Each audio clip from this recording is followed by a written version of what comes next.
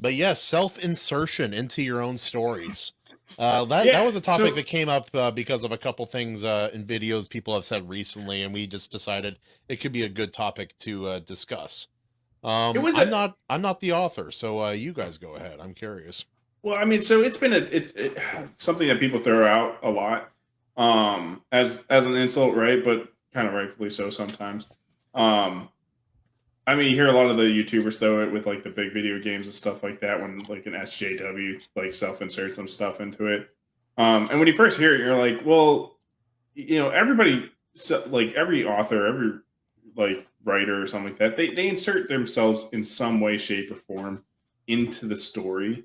Every character actually Right. is So because you're dreaming it up, right? So yeah, and you put like a little bit of your own personal stories in there, your little bit of your personality in there. Like Ed, Ed, and Eddie. Like if you ask the creator of that, he's like, yeah, these are like three different versions of myself, essentially. So the question then becomes, it's like, can self insertion be a negative? Since it's unavoidable, and then if it can be a negative, how does it become a negative? And I think that it's very easy to answer. Can self-insertion be a negative? Yes, it can. 100%. Yeah. Because there's just such a wrong way to do it. So then that's actually one of the prevailing issues with Hollywood right now that everybody takes issue with. Like Fable is the most things in places they shouldn't be, and it just is awkward. Nobody likes that. It is awkward and it smells bad. It's not hygienic. Like there's a lot of reasons why you don't just do it. Glaze over that.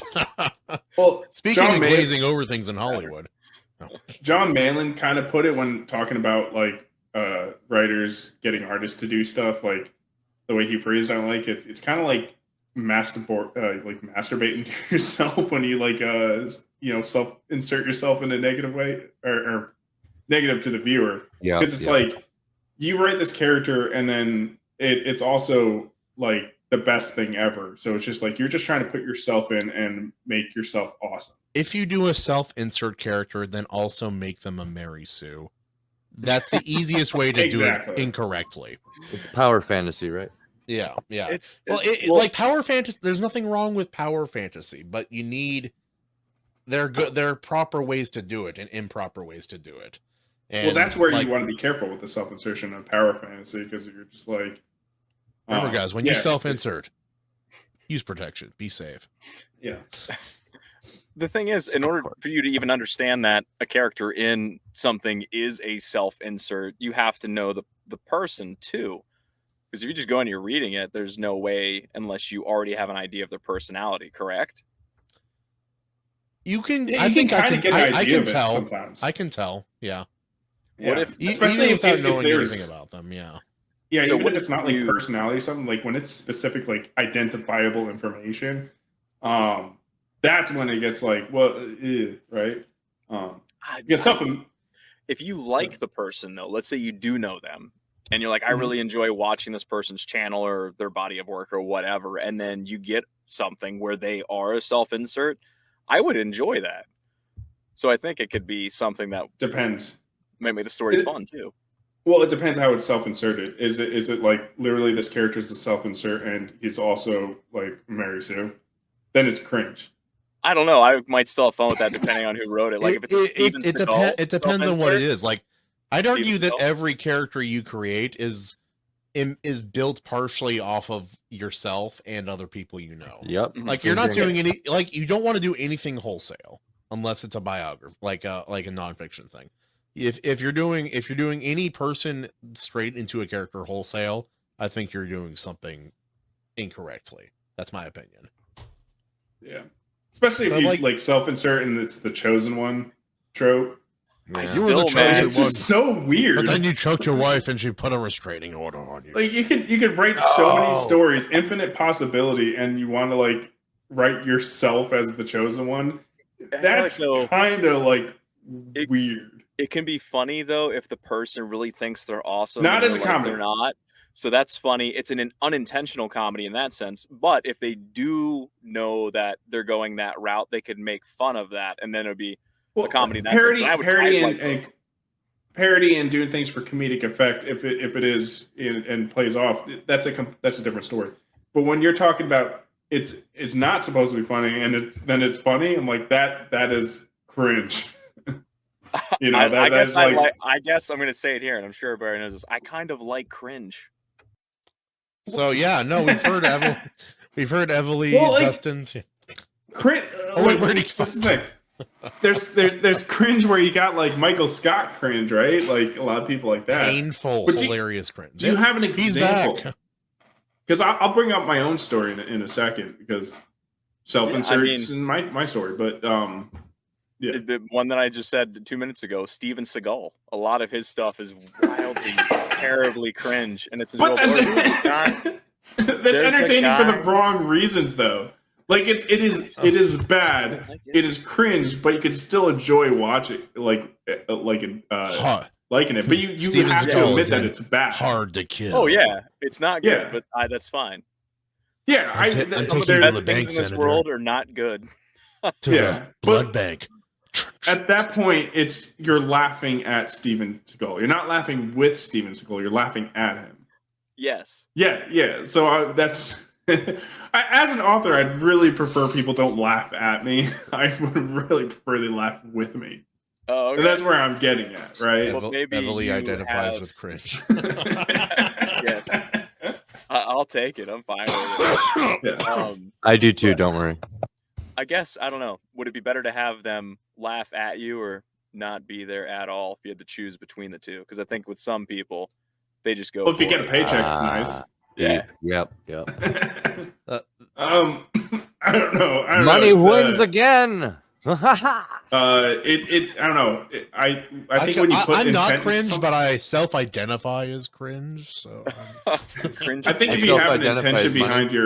behind your art of how it, like, you can have intention how it might be perceived a little bit, and if you fail at that kind of really suck, right? yeah, well, it's like you don't need to put your politics directly in your story, but people can still kind of gather what that energy be like.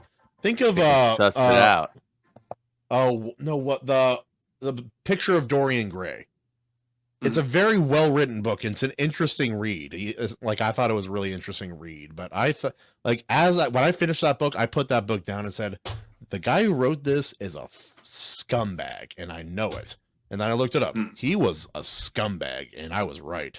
And it came across very, very clearly in his writing. Like I just imagine Steven Seagal every time somebody like comes up to him like, dude, your movies are hilarious. I imagine he gets very upset. And he tries to put him in an arm bar. He's like, just try and like stop it. Yeah. Steve. Wait, did you guys ever Stop see it. that old martial arts clip where he's just like, Which use one? Minimal, you use minimal energy Yeah. and you just swipe them away, and like they were falling down. Oh with, yeah, like yeah. these little touches. Dude, Yeah. it was so funny. His technique is just that amazing. Legend. No one can withstand it.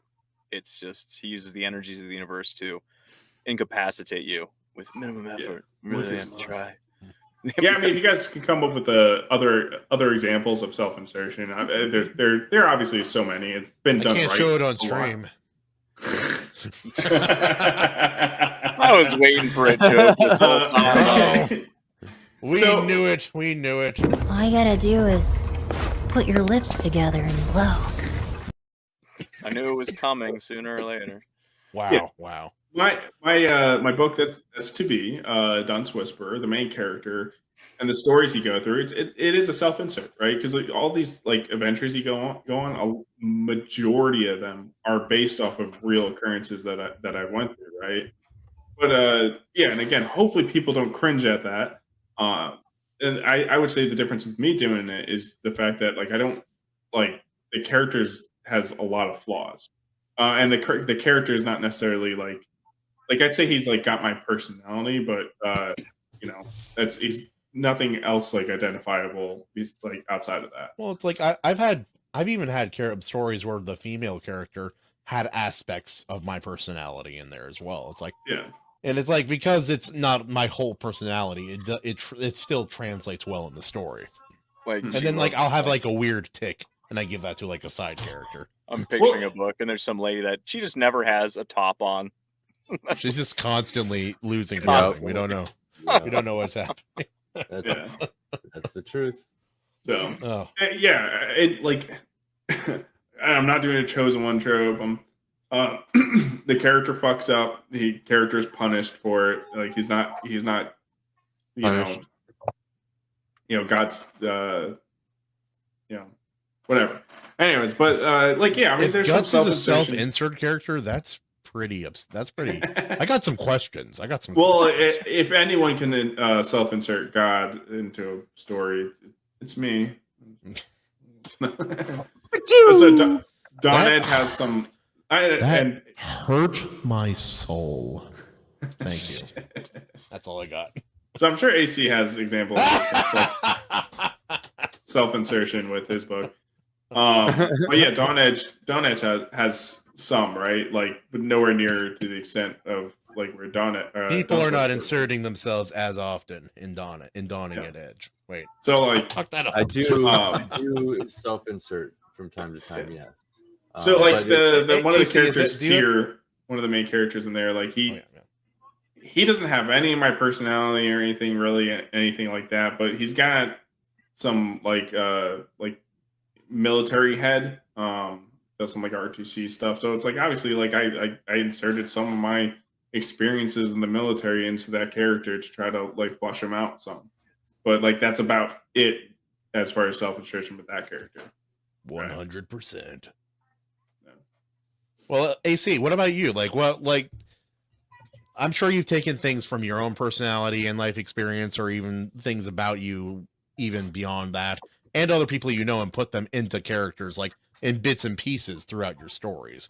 Because that's what I've always done that in my stories, and I'm sure everybody does, whether it's conscious or subconscious.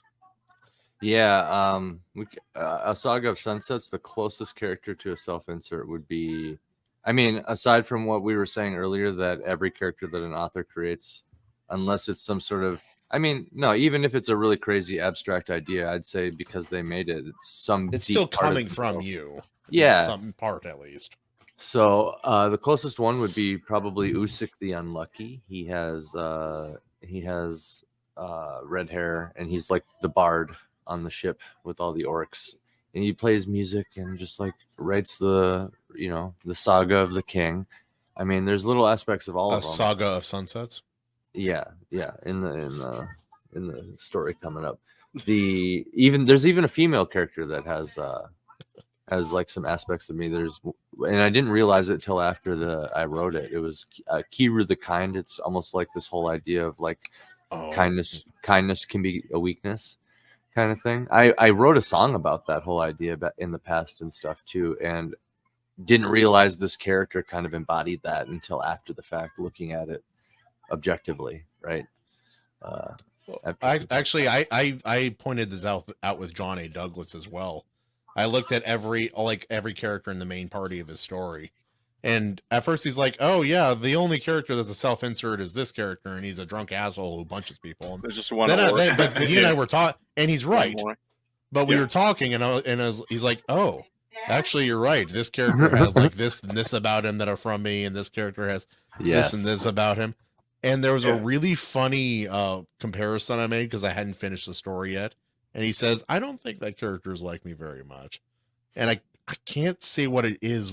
It's a spoiler. Never mind. I can't even get into it. But what's the character? I'm forgetting his name. The self-insert, which is very obvious. Cortland?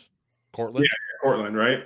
Yeah, yeah. And so, like, right, that's an example of a self-insert done well, right? Because this character obviously has flaws, but it's got his like goofy personality in there, right? Like he just pulled more from himself to make the character have more personality, but closer to himself.